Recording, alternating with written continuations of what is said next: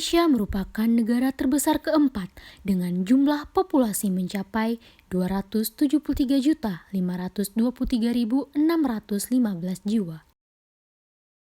Luas wilayah di Indonesia adalah seluas 1.811.570 km persegi. Sehingga jika dihitung setiap 1 km perseginya diisi oleh 151 penduduk. Hal ini juga sejalan dengan jumlah sampah yang dihasilkan oleh penduduk Indonesia.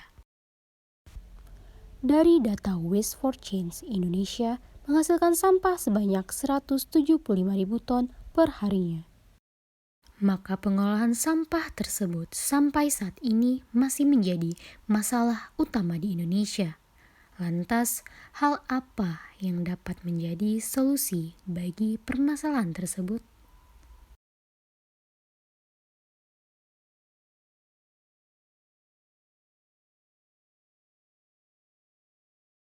Dewan juri yang kami hormati, tingginya volume sampah yang dihasilkan baik oleh industri maupun masyarakat merupakan permasalahan umum yang dijumpai di hampir semua kota di Indonesia. Untuk mengendalikan pertambahan volume sampah serta implikasinya terhadap lingkungan, dilakukan salah satu metode pengurangan sampah melalui insinerasi.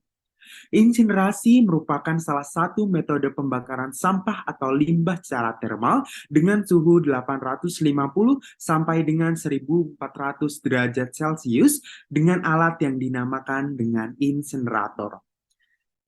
Undang-Undang Nomor 6 Tahun 2001 tentang tata cara dan persyaratan pengelolaan limbah bahan berbahaya dan beracun bahwa efisiensi pembakaran insinerator sama atau lebih besar daripada 99,99%. Penggunaan insinerator sebagai solusi masalah pengelolaan sampah di Indonesia hadir dan lahir sebagai mosi debat pada babak penyisian Green Leadership Indonesia Debate Competition 2023 ini. Kami kelompok Muna dengan anggota Rizka Afif sebagai pembicara pembuka dan penutup, Fikrunia Adi Prasojo sebagai pembicara pro, dan Mutiara Sisi sebagai pembicara kontra. Penggunaan insinerator juga telah mencakupi beberapa ketentuan syarat yang dikeluarkan oleh Keputusan Menteri Lingkungan Hidup Nomor 13 garing Men-LH garing 3 garing 1995. Kami percaya bahwa setiap teknologi yang dijadikan sebagai alternatif untuk mengatasi problematika sampah yang tidak dapat dikembangkan dengan baik, maka diciptakanlah alat yang mampu menunjang upaya untuk meminimalisir volume sampah yang dihasilkan, baik sampah organik maupun anorganik, namun memiliki kelebihan dan kekurangan tersendiri. Sehingga mosi penggunaan insinerator sebagai solusi masalah pengelolaan sampah di Indonesia layak diperdebatkan. Perkenalkan, nama saya Fikrunia Adi Prasojo. Pada kesempatan kali ini, saya akan berbicara sebagai pembicara 2 dan sebagai tim pro dalam tema mosi debat pada kali ini. Pada zaman yang sudah sangat modern saat ini, pengolahan sampah yang dilakukan oleh negara-negara di dunia mengalami kemajuan, yaitu dengan menggunakan teknologi yang terkini untuk mengatasi dan mengolah sampah serta limbah padat. Sistem yang digunakan pada teknologi tersebut untuk mengelola sisa sampah dan juga limbah padat di wilayah perkotaan dengan metode pengumpulan, pengangkutan, pengolahan, serta yang terakhir adalah pembuangan. Jenis dari teknologi digunakan pun cukup beragam jenisnya. Karena itu bergantung dari jenis limbah yang akan diolah. Contohnya, limbah padat organik, limbah plastik, ataupun limbah kertas jelas berbeda cara penanganannya. Karena jenis dan teknologi digunakan pun terdapat tingkatan-tingkatannya, seperti teknologi sederhana, modern, hingga teknologi tinggi.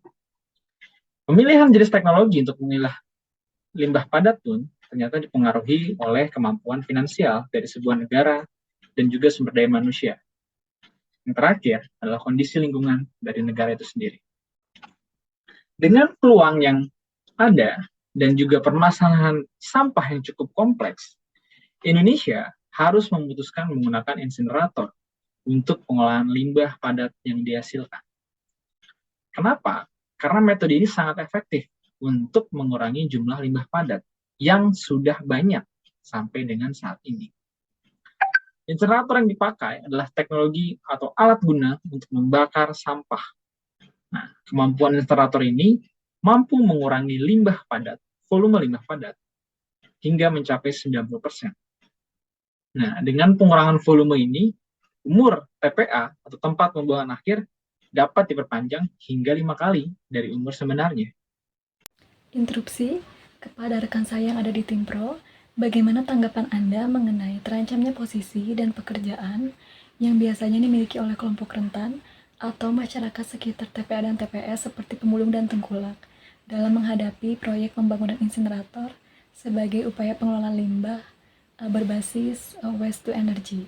Terima kasih. Terancamnya pekerjaan yang dimiliki kelompok rentan. Well, setiap teknologi memiliki kelebihan dan juga kekurangan. Ibaratnya semua obat mempunyai efek samping. Tidak ada obat yang paling bagus, tapi adanya obat yang paling cocok. Nah, teknologi juga seperti itu. Cocok di daerah A, belum tentu cocok di daerah seluruh Indonesia. Sebagai contoh, kompos sering dianggap lebih bagus daripada daur ulang. Atau daur ulang dianggap lebih bagus daripada WTE. Atau WTE dianggap lebih bagus daripada maggot. Atau pengelolaan dengan teknologi yang tadi dianggap lebih bagus daripada insenerator. Nah, semua mempunyai kelebihan ataupun kekurangan. Nah, misalnya, Jakarta yang sudah menghasilkan sampah di atas 7.000 ton per hari, sebaiknya menggunakan instalasi pembakaran sampah atau waste incineration plant. Skala besar di atas 1.000 ton per hari untuk mengatasi permasalahan sampahnya. Karena hal tersebut dinilai efektif. Nah, sementara itu, daerah lain di luar Jakarta yang baru menghasilkan sampah sekitar 20 atau 30 ton, sebaiknya menggunakan TPS 3R. Nah, banyak sekali kelebihan dari insenerator. Satu, pengurangan sampah. Tadi sudah saya katakan bahwa insenerator ini dapat mengurangi volume sampah hingga 90%. Artinya, sedikit sampah yang berakhir di tempat pembuangan sampah, sehingga mengurangi kebutuhan akan lebih banyak tempat pembuangan sampah. Dua, pembangkit energi. Insenerasi juga dapat menghasilkan listrik yang dapat digunakan untuk menggerakkan rumah dan juga bisnis. Ini adalah cara menghasilkan energi yang berkelanjutan untuk mengurangi ketergantungan Indonesia pada bahan bakar fosil. Tiga, penciptaan lapangan kerja. Pabrik insenerator membutuhkan pekerja terampil untuk mengoperasikan dan memeliharanya. Hal ini menciptakan lapangan kerja, terutama di daerah yang tingkat penganggurannya tinggi. 4. Pengurangan emisi gas rumah kaca. Nah, insenerator dapat mengurangi emisi gas rumah kaca hingga 99%. Mengapa? Karena pembakaran sampah ini menggunakan teknologi yang lebih tinggi. Dan juga, pembakaran sampah menghasilkan lebih sedikit metana, yang merupakan hasil dari gas rumah kaca yang kuat. Nah, penggunaan insenerator juga perlu didukung dengan kebijakan yang mumpuni. Political will juga diperlukan dalam pengelolaan sampah. Penggunaan insenerator juga termasuk ke dalam aspek teknologi yang penting sekali dan juga tidak bisa diindahkan dalam pengelolaan sampah Indonesia yang berkelanjutan. Terima kasih. Saya Mutiara Sisi selaku pembicara ketiga sebagai representasi dari tim oposisi atau tim kontra terkait mosi yang diajukan pada perdebatan kali ini, yaitu penggunaan insinerator sebagai solusi masalah pengelolaan sampah di Indonesia. Sebelum kita berdiskusi dan membedah mosi lebih lanjut, penting untuk diketahui bahwa argumentasi yang nanti disampaikan akan didasari dan berakar dari kajian sosiologis yang bersifat non-etis. Artinya bahwa suatu permasalahan atau peristiwa tidak diperdebatkan atau dinilai baik atau buruknya, tetapi lebih berfokus kepada penjelasan, kajian, dan analisis secara mendalam tentang bagaimana suatu permasalahan dapat terjadi di lingkungan sosial.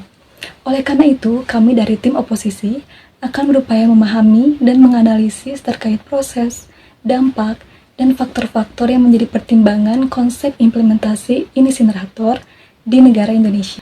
Konsep insinerasi kemudian sudah mulai diterapkan dan diimplementasikan oleh negara-negara di Eropa, hingga saat ini kemudian diadopsi oleh negara-negara berkembang yang berada di wilayah benua Asia dan Afrika.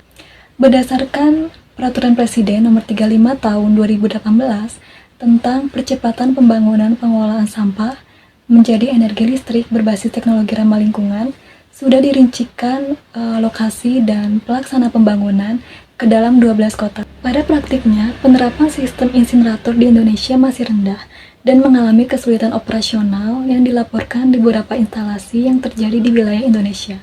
Faktanya, pada tahun 2018 di Kota Surakarta, terdapat pengujian dan pembangunan fasilitas insinerator pertama, di mana kemudian menghadapi tantangan besar yang berasal dari akar rumput, yaitu protes yang diutarakan oleh masyarakat dan aktivis lingkungan. Menurut Direktur Wahana Lingkungan Hidup Indonesia, di Jawa Tengah menyatakan bahwa rendahnya akses informasi terkait insinerator yang diperoleh oleh warga dan kurangnya keterlibatan serta partisipasi masyarakat sekitar dalam proyek pembangunan menjadi faktor pendorong yang menyebabkan kegagalan suatu proyek tersebut dapat diimplementasikan. Hal yang serupa pun terjadi di kawasan Tebet, Jakarta Selatan, di mana proses perencanaan insinerator mulai dibangun. Berdasarkan fakta tersebut menandakan urusan ini lebih kompleks dari hanya sekedar menyediakan fasilitas dan teknologi yang terbaik, mempersiapkan staf, teknisi, ataupun operator yang sudah terlatih, ataupun dengan adanya mekanisme penegakan hukum yang kuat. Jangankan hal-hal yang bersifat teknis, alasan sederhananya saja tak dapat dipungkiri jika komposisi sampah yang tersebar di seluruh dunia sangat bervariasi.